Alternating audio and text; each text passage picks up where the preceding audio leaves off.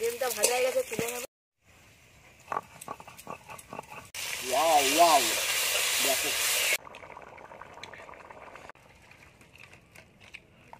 দিয়ে দেবো ডিমের ঝোল।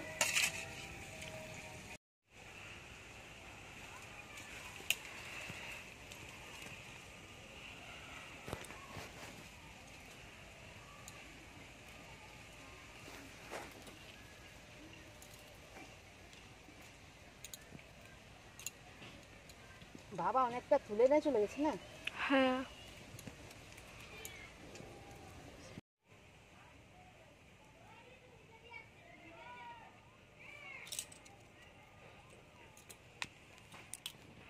নমস্কার বন্ধুরা, মিতা ডেইলি কুকিং অ্যান্ড ব্লগে আপনাদের সকলকে স্বাগত।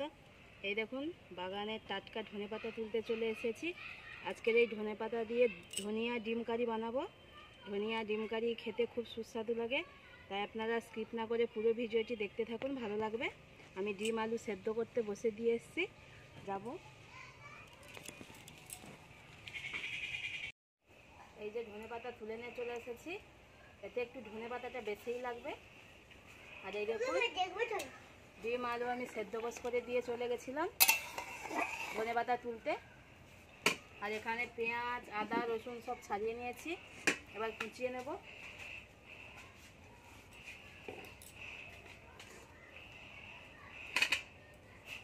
আগে ধনেপাতাটা ধুয়ে নেব।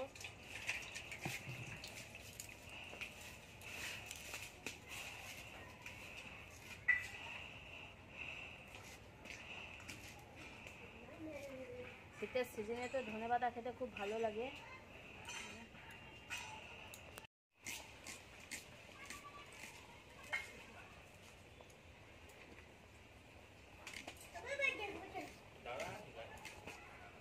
শীতের সিজনে তো ধনেপাতা খেতে ভালো লাগে, কিন্তু আমি একটু অন্যরকমভাবে রান্না করব। ধনেপাতাটা খেতে আরও সুস্বাদু লাগবে।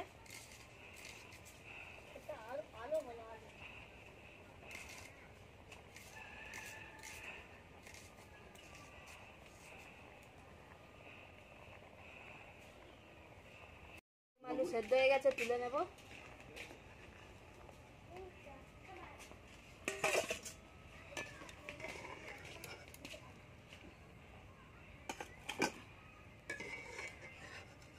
ডিম ভালোই বড় বড় ফাটা আছে দুটো। ডিম ছাড়ানো হয়ে গেছে, আমি মাঝখান থেকে এরকম হালকা করে কেটে নেব।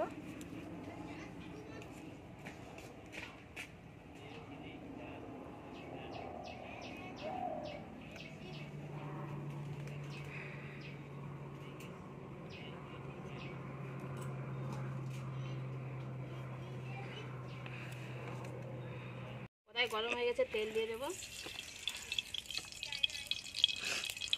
এবার ডিমগুলো ভেজে নেব।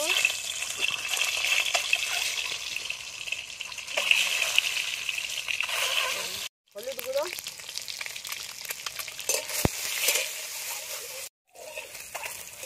ডিমটা ভাজা হয়ে গেছে, তুলে নেব।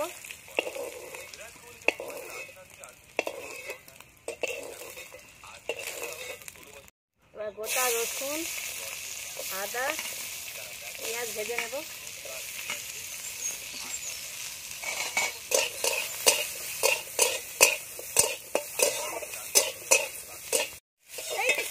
এরকম ভাজা হয়ে গেছে,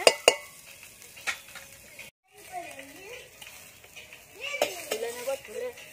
তুলে বেটে নেব। আরও কড়াই তেল দিয়ে দেবো, আলু ভেজে নেব।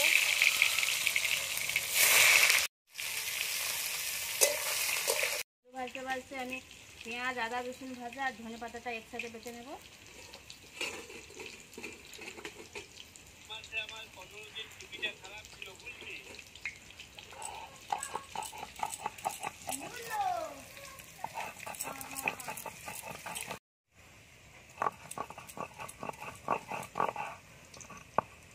বাটা হয়ে গেছে মশলাটা, আপনারা চাইলে মিক্সিতেও বাটতে পারেন। আলুটা ভাজা হয়ে গেছে,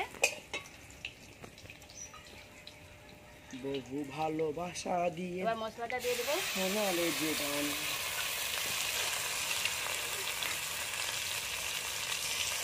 ওয়াও ওয়াও দেখো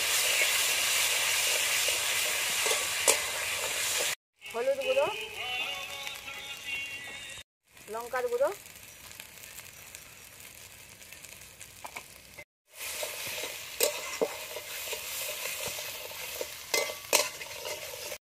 ডিম দিয়ে দেবো, জল দিয়ে দেবো। মশলা কষানো হয়ে গেছে।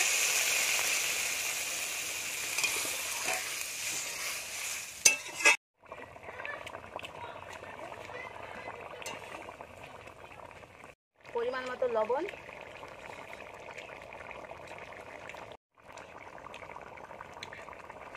তরকারিটা হয়ে গেছে কত সুন্দর। নামানোর আগে দিয়ে দেবো জিরে গুঁড়ো, ভাজা জিরে গুঁড়ো আর ভাজা গরম মশলা গুঁড়ো।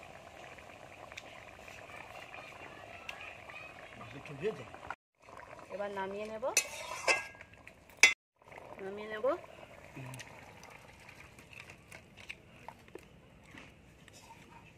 সবাইকে দিয়ে দেবো ডিমের ঝোল।